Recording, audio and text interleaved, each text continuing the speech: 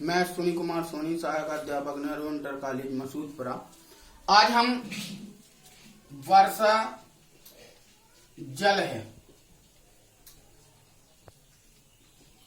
जीवन धारा है। आज का चैप्टर हमारा वर्षा जल है, जीवन धारा है। अर्थात जल क्या है। सबसे पहला क्वेश्चन आता है, जल क्या है। जल एक बहुत ही मूल्यवान वस्तु है और जैसे बताया जाए तो जल एक ऐसा शब्द है, जल एक ऐसा शब्द है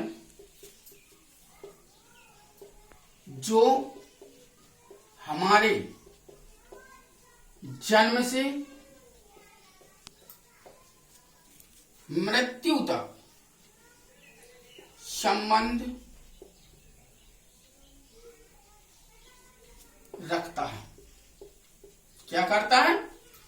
जल एक ऐसा तत्व है कि जो हमारे जन्म से मृत्यु तक संबंध रखता है। जल हमारे जीवन में दो स्वरूपों में प्रयोग होता है।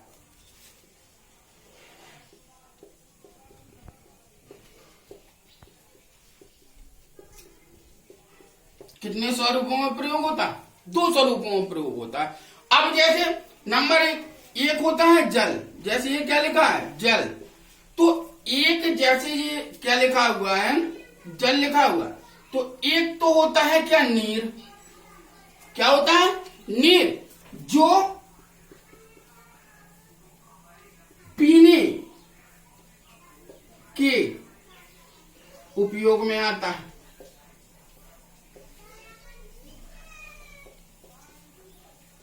क्या होता है? एक जल जो होता है वो नीर कहते हैं। जैसे आपने हिंदी में पर्यायवाची पढ़े होंगे कि जल को नीर भी कहा जाता है। तो एक जल होता है जो पीने के काम में आता है और एक दूसरा जल होता है। क्या होता है? जल। ये भी एक जल है जो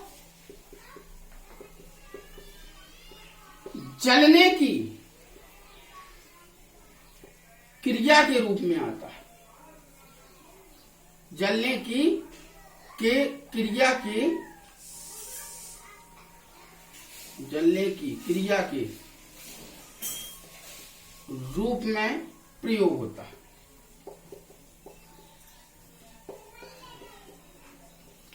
अर्थात इससे हम समझते हैं कि यदि हमारा जन्म हुआ है, और एक चीज मैं आप लोगों को बता दूं कि ये जो भी जितने भी ग्रह हैं, केवल एक ग्रह ऐसा है जहां पर जीवन संभव है, और वो क्या है? पृथ्वी। अब बाकी जैसे सूर्य है, चंद्र है, शुक्र है, शनि है, आदि ग्रह होते हैं। मंगल ग्रह आप लोगों ने पढ़ा है। अनेक ग्रह होते हैं, लेकिन सभी ग्रहों पर जीवन संभव नहीं। ना आकाश में कोई रह सकता है। जैसे ऊपर बादलों में ऊपर चले जाए, चंद्रमा है, चंद्रमा भी एक ग्रह होता है, लेकिन इसमें नहीं रह सकता। पृथ्वी एक ऐसा ग्रह है जहां पर जीवन संभव है। अब पृथ्वी पर जीवन संभव क्यों? क्योंकि आप लोग जानते हैं कि पृथ्वी ही एक ऐसा ग्रह है जहां पर पानी उपस्थित है, अर्थात वहां पर जल उपस्थित है। और कहा जाता है कि जल है तो जीवन है। जैसे जल है तो जीवन है। मान लीजिए भगवान ने हमें पांच तत्व दिए। नंबर एक जल, वायु, आकाश और पृथ्वी और अग्नि। कितने दिए हैं? 5 तत्व। जैसे 5 तत्व को मैं आपको बता दूं।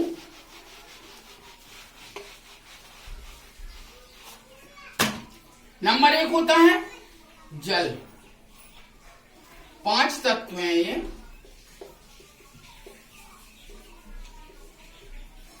नंबर 1 जल, नंबर 2 वायु, नंबर 3 अग्नि, नंबर 4 आकाश और नंबर 5 पृथ्वी, जिसे कहते हैं हम क्या कहते हैं, धरातल। क्या कहते हैं, धरातल। अगर कभी आपने सोचा है कि इन पांचों में से किसी एक को हटा दिया जाए या कोई एक नष्ट हो जाए तो क्या होगा, हमारा जीवन जीने योग्य नहीं रहेगा, अर्थात जीना संभव ही नहीं है। क्योंकि ये पांचों तत्व ऐसे होते हैं कि इनके बिना मनुष्य एक पल भी नहीं जी सकता। जैसे फर्स्ट, यदि व्यक्ति को पानी नहीं मिलेगा तो क्या होगा, मृत्यु। क्या होगा, मृत्यु। यदि उसे पानी नहीं मिलता है तो क्या हो जाएगा, मृत्यु हो जाएगा। और जैसे फॉर एग्जाम्पल वर्तमान में अभी गर्मियों का सीजन चल रहा है, तो एक चोट आपको पानी मिले, भोजन मिले या ना मिले, कोई खाद्य पदार्थ मिले या ना मिले, लेकिन जल अति आवश्यक। क्या है, जल अति आवश्यक है। दूसरा नंबर आता है वायु। अगर वायु ना मिले तो हम सांस नहीं ले पाएंगे, और सांस नहीं ले पाएंगे तो आने वाले 3, 4, 5 मिनट के अंदर हमारी क्या हो जाएगी, ये भी मृत्यु हो जाएगी। यदि आग ना हो तो प्रज्वलन शक्ति कम हो जाएगी। किसी भी चीज की देख लीजिए, पका भोजन नहीं मिलेगा हमें, और जो जैसे तापमान, जो अग्नि होती है इसका तापक्रम होता है, और तापक्रम हमारे शरीर का जैसे नॉर्मल तापमान कितना रहता है, 97-98 डिग्री सेल्सियस हमारे शरीर का रहता है। अगर ये तापक्रम भी नहीं होगा तो हमारा शरीर संतुलन में नहीं रहेगा, और अंततः क्या होगी, इसमें भी क्या होगी, मृत्यु। अगर आकाश ना होता सूर्य कहाँ जाता, अनेक चीजें, जैसे ये इससे भी होता है। पृथ्वी ना होती तो वैसे भी हम यहाँ पर जी नहीं पाते। और एक ही ग्रह ऐसा है, मैंने अभी आपको बताया कि पृथ्वी एक ऐसा ग्रह है जिसमें मान लीजिएगा कि जीवन संभव है, और अंततः कोई ग्रह ऐसा नहीं है कि जिसमें जीवन संभव हो। और हम एक चीज बता दें, अब जैसे ये तो हमने पढ़ा भी जल के बारे में कि जल क्या है, जीवन है, कैसे है, क्यों है, ये मैंने अभी आपको बताया। अब आप पढ़ेंगे कि जैसे अब जब जल ही जीवन है मनुष्य के लिए, जीव जंतुओं के लिए, किसी भी जीवधारी के लिए जब जल ही जीवन है, तो इसमें एक चीज और होना चाहिए कि हमें जल संरक्षण करना चाहिए। क्या करना चाहिए, जल संरक्षण।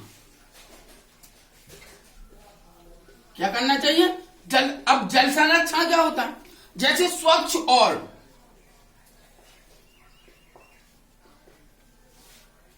पेयजल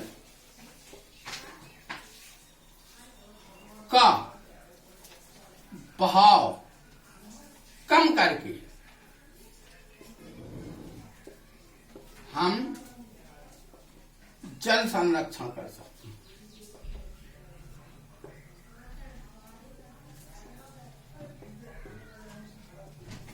स्वच्छ और पेयजल का बहाव कम करके हम जल संरक्षण कर सकते हैं। जैसे मान लीजिए एक जल का उपयोग एक सुनिश्चित रूप में किया जाए। कैसे किया जाए, सुनिश्चित रूप में किया जाए। सुनिश्चित रूप का मतलब होता है, जैसे हम वर्तमान में अभी आप लोग देखते हैं कि समरसेबल चले हैं। अगर जिसके यहाँ समरसेबल डला हुआ है तो वो पैर धोता है, लेकिन वहां से चालू कर दिया स्टार्टर को, वो चलता रहता है। अर्थात हमें ज्यादा से ज्यादा 1 मग या 2 मग की जरूरत है पानी की, लेकिन उससे और 10 लीटर पानी बहा जाता है, जो कि गंदा हो जाता है और बाहर नालियों में बहता है। गंदे पानी की उपयोगिता जैसे सिंचाई के लिए, या जैसे मान लीजिए जानवरों के पानी पीने के लिए उपयोग में लाई जा सकती है, अर्थात कहने का, लेकिन हमारे उपयोग में तो लाई नहीं जा सकती। ना ही जल को, गंदे जल को हम पीते हैं, क्योंकि गंदा पानी पीने से अनेक बीमारियां उत्पन्न हो जाती हैं। वर्तमान में आप लोग देखते हैं कि गंदा पानी पीने से अनेक बीमारियां चली हैं। इसलिए हमारे वैज्ञानिकों ने कई आरओ स्थापित कर दिए हैं कि जिससे आरओ में पानी को जो है साफ किया जाता है और एक पीने योग्य पानी बना दिया जाता है। अगर हल्का सा खारा पानी भी हो, गंदा पानी भी हो हल्का फुल्का, तो उसमें आरओ से जो है उसको बना दिया जाता है। अब ये हो जाए जन संरक्षण। जैसे आपने प्राचीन समय में देखा, प्राचीन समय में, अभी वर्तमान समय में काफी जगह है, लगभग हर एक गाँव में मिल जाते हैं, तो तालाब बना दिया करते थे। क्या बना दिया करते थे? तालाब। जैसे मान लीजिए स्ट्रक्चर के अनुसार आप समझे, पहले लोग क्या करते थे कि गांव के जैसे बाहर या किसी सार्वजनिक स्थल पर एक तालाब बना दिया जाता था। क्या बना दिया जाता था? तालाब बना दिया जाता था। मान लीजिए तालाब बना, अब तालाब तो बना दिया जाता था, लेकिन इसमें एक चीज और कर दी जाती कि इसकी जो दीवारें होती थी वो सीमेंटेड कर दी जाती थी। कैसे कर दी जाती थी? सीमेंटेड। मान लीजिए इसको सीमेंटेड कर दिया जाता। क्या कर दिया जाता था? सीमेंटेड। ठीक, सीमेंटेड जब इसको कर दिया जाता था ये पक्का हो। अब लेकिन इसको, इसकी जो इसका तल होता था, ये तल है इसका, इस तल को सीमेंटेड नहीं किया जा सकता, क्योंकि जैसे, और इसमें 2-3 जगह से रास्ते कर दिए जाते थे। यदि वर्षा के मौसम में पानी बरसता है तो वो जल इसमें एकत्रित हो जाता है। ये क्या आ रहा है? जल आ रहा है। क्या आ रहा है? जल आ रहा है। क्या है? जल यहां पर आ रहा है, वर्षा का जल है। कौन सा?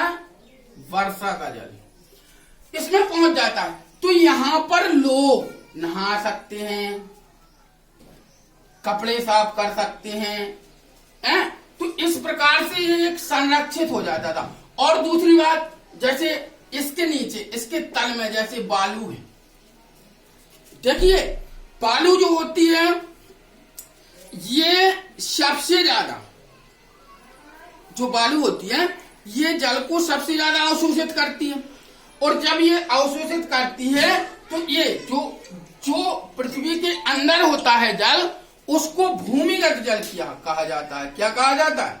भूमिगत जल कहा जाता है। क्या कहा जाता है? भूमिगत। और यहां पर जो पानी आएगा, यहां पर जैसे ये पानी आएगा, जब ये पानी आएगा तो इसमें एकत्रित हो जाएगा। क्या हो जाएगा? एकत्रित हो जाएगा। और नीचे का धरातल कैसा है? कच्चा है, अर्थात उसमें प्लास्टर नहीं किया, सीमेंटेड नहीं किया। और जब इसको सीमेंटेड नहीं किया गया है तो एक चीज मान के चलिए, ये सोखेगा। क्या करेगा? सोखेगा। सोखेगा जब ये, तो एक चीज मान के चलिए, जब ये पानी सोखेगा तो बिल्कुल मान के चलिए आप कि जब ये पानी को सोखेगा तो जो है भूमिगत जल की क्या है क्षमता, कैसी होगी? बढ़ेगी। कैसी होगी?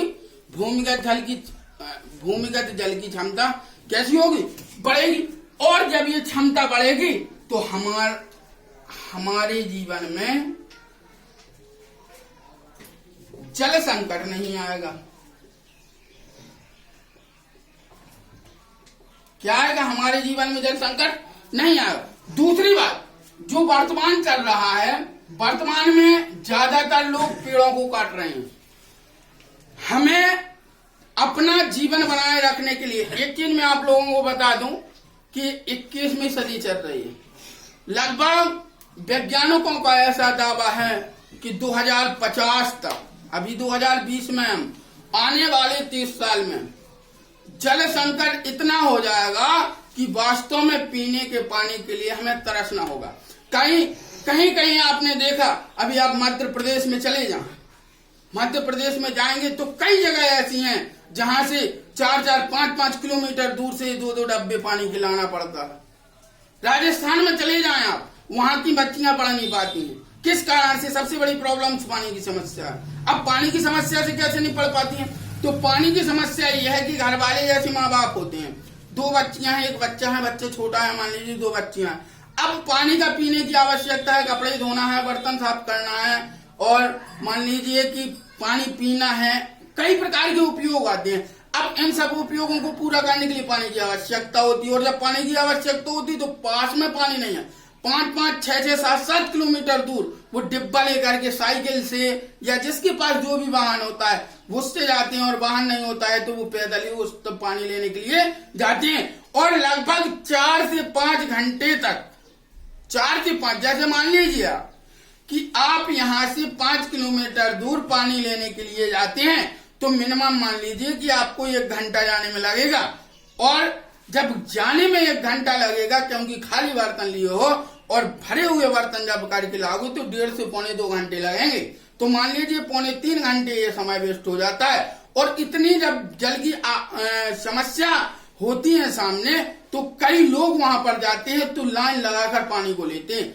इससे कि 4 से 5 घंटा प्रयोग में पानी लाने के लिए लग जाते हैं। और जब 4 से 5 घंटा लगेगा तो बताइए बच्चे कितने टाइम स्कूल जाएंगे, क्योंकि खाना पकाने के लिए पानी लगता है, और कपड़े धोने के लिए पानी लगता है, नहाने के लिए पानी लगता है, कई प्रकार से जानवरों को पीने के लिए पानी लगता है। तो इस प्रकार से ये समस्याएं उत्पन्न होती हैं वर्तमान में। अब जैसे वर्तमान में जल का ह्रास कर रहे हैं लोग, वर्तमान में जल का ह्रास हो रहा है, उसको नष्ट किया जा रहा है। जैसे मान लीजिए अभी आपने कॉलेज, स्कूल, अस्पताल, सार्वजनिक स्थल, मंदिरों में देखा कई जगह की नल की टोटियां, टंकी बनी हुई है। मान लीजिए एक स्ट्रक्चर और देख लीजिएगा, मान लीजिए ये किसी कोई, मान लीजिए ये मकान बना हुआ है, क्या है? मकान। इसके ऊपर 5000 लीटर की टंकी बनी हुई है। इससे जो आपके आते हैं, ये मान लीजिए आपकी नली आई हुई है, यहां पर टोंटी लगाई गई है,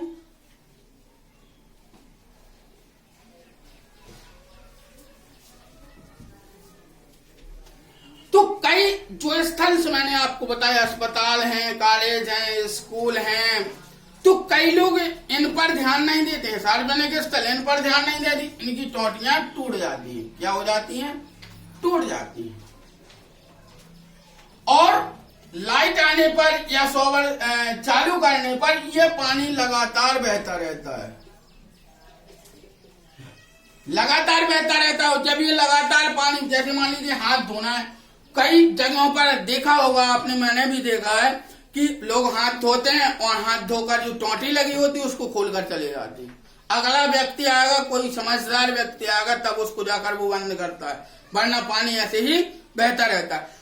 और एक चीज और होती है कि जैसे इसमें पानी का बहना, ये तो हो गया। अब जैसे कई मकान होते हैं, जैसे मान लीजिए ये मकान में हुई है, पार्टीशन किया हुआ है, इसकी ये कमरे हैं, तो मान लीजिए ये आपकी टॉयलेट बनी हुई है, टॉयलेट बनी हुई है, तो इस टॉयलेट में शॉवर लगा होता है। क्या लगा होता है? शॉवर।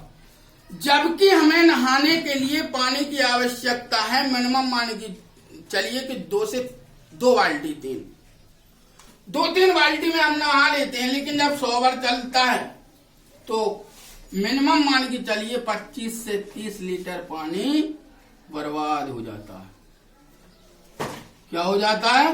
बर्बाद हो जाता है। तो हमें शॉवर का प्रयोग नहीं करना चाहिए। जैसे हम मंजन कर रहे होते हैं और टोटी खोले हैं, तो हमें मंजन करते वक्त सिर्फ मग को, या मग है, जग है, जो भी आप लोटा लिए हैं, उसको भर करके टोटी को बंद कर दें, इसके बाद मंजन करें।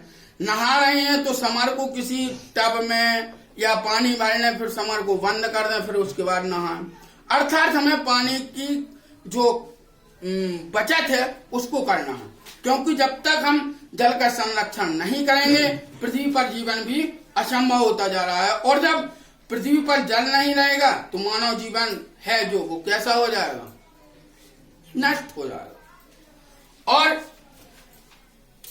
तो इस पानी को हमें बर्बाद करने से रोकना है। और जैसे कई जगहों पर जैसे जानवरों के पीने के लिए है, हाँ, तो उसके लिए एक काम करना चाहिए हमें। पृथ्वी पर मान लीजिए ये पृथ्वी की सतह है, इसमें हमें एक गड्ढा खोद देना चाहिए।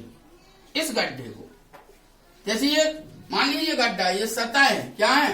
सतह है। यहाँ पर ये घास लगी हुई है बढ़िया सी, और इसमें हमें गड्ढा खोद देनी चाहिए। और गड्ढा खोदेंगे तो इसमें हमें जल, कंकड़, नीचे कंकड़ पत्थर डाल दो हल्के फुल्के, जिससे कि पानी कैसा बना रहे, उसमें संचारित बना रहे, नीचे तक समाता रहे। और इसको हम पानी से भर देंगे। कैसे भर दिया? पानी से, जिससे कि इस गड्ढे में उपस्थित जो पानी होगा, इससे हमारे जीव जंतु, गाय भैंस, उनके बच्चा पानी पी सकेंगे और जल की हानि भी नहीं होगी। और इस तरह से हम जल का संरक्षण भी कर सकते हैं। और मैं एक चीज बता दूं कि जैसे हम लोग आमतौर पर हैं, कई प्रकार से हम अपने जल को अपने उपयोग में दैनिक जीवन में लाते हैं। जैसे कुछ लोग कपड़े धोते हैं, तो कपड़े धोने के लिए हमें जैसे समर चला रहे हो या टोटी चला रहे हो, तो उसको भी हमें क्या कर देना चाहिए? टब में भरा और बंद कर दिया। जैसे वॉशिंग मशीनें चलती हैं, तो हमें ऐसी वॉशिंग मशीन का प्रयोग करना चाहिए जिसमें कम से कम जल लगे और जिससे कि जल को बचाया जा सके। इस प्रकार से ये आज मैंने आपको जल संरक्षण के बारे में बताया, और धन्यवाद।